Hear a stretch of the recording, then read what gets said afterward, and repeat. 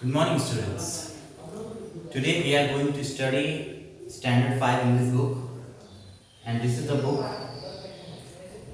And the first lesson is shadows. Shadows means छाया, परछाई। ठीक है, तो यहाँ पे कुछ एक्टिविटीज़ हैं ऊपर, शेड और शैडो। ठीक है, they were sitting in the dash of a tree. यहाँ पे दोनों में से क्या सूट करेगा, शेड करेगा या शैडो करेगा। ठीक है, the dash lengthened as the sun went down. इस तरह से आपको ये कॉपी में लिख के इसको भरना है दोनों में से। ठीक है, मैं नेक्स्ट वीडियो में आपको ये बता दूंगा इसका आंसर। ठीक है, आगे बढ़ते हैं, चैप्टर स्टार्ट करते हैं। Let's start. Children often play chasing games. बच्चे जो होते हैं वो अक्सर चेसिंग गेम खेलते हैं, मतलब एक दूसरे का पीछा करने वाला खेल खेलते हैं। In a chasing game as in a tag game the player who chases is called it. और चेसिंग गेम में, ठीक है, the player who chases is called it.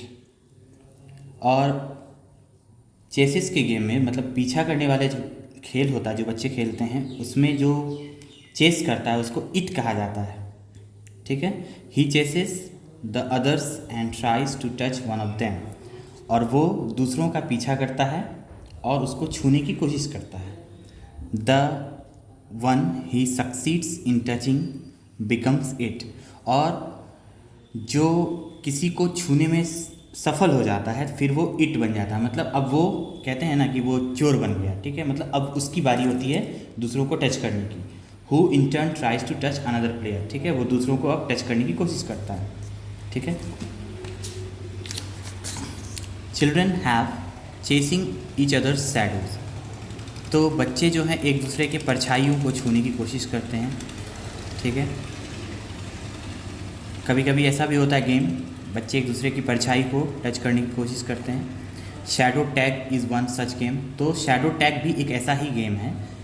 In this game the player who is it tries to step on the shadow of one of the other players.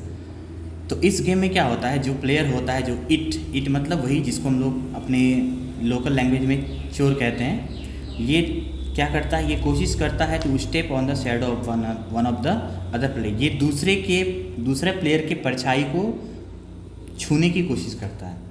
This game requires an umpire who will decide whether it has stepped on a shadow और not. तो ये game में एक empire की ज़रूरत होती है जो ये डिसाइड करता है कि क्या उस चोर ने दूसरे प्लेयर्स के शैडो को टच किया या नहीं।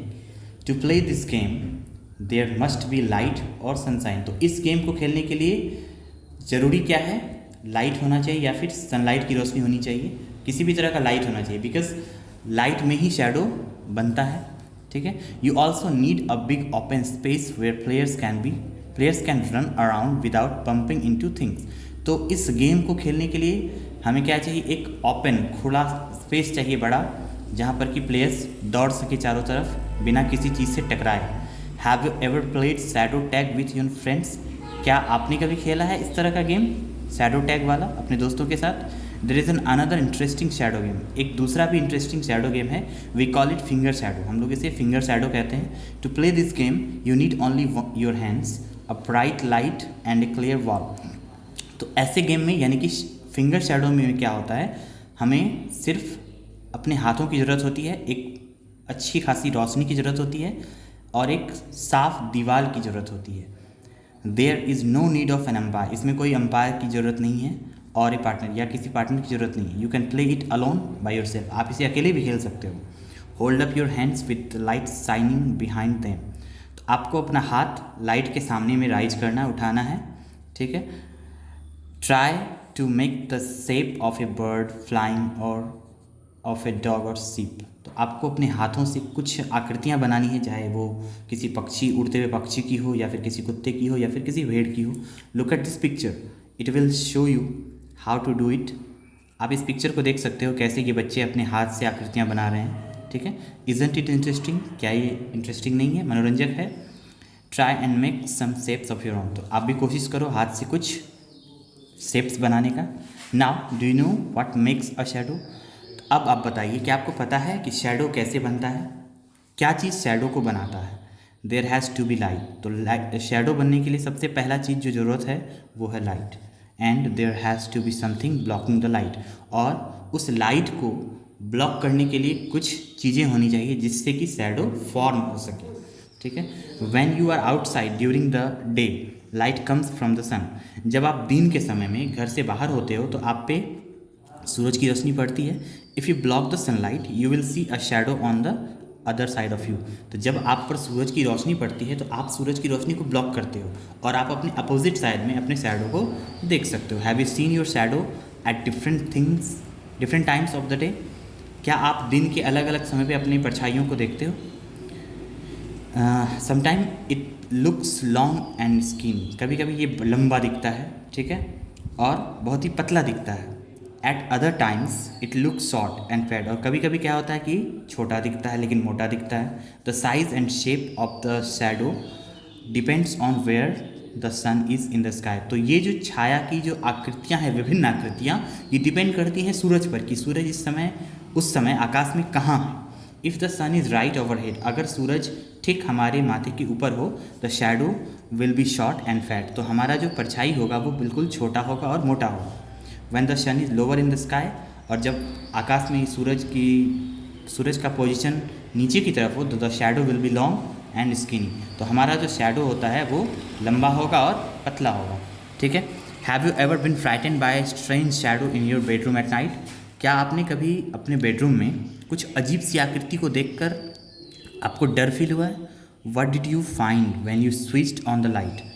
आप क्या देखते हो जब आप लाइट ऑन करते हो? तो हाउ वॉज द शैडो काउस्ड? ये परछाइयाँ कैसे बनती हैं? Anything that blocks light can makes a shadow on your bedroom wall.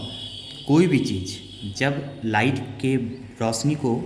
को ब्लॉक करता है तो वो बेडरूम के वॉल पर या किसी भी चीज़ पर एक शैडो बनाता है। Even after dark you can see shadows if there is moon light और street light beaming through the window.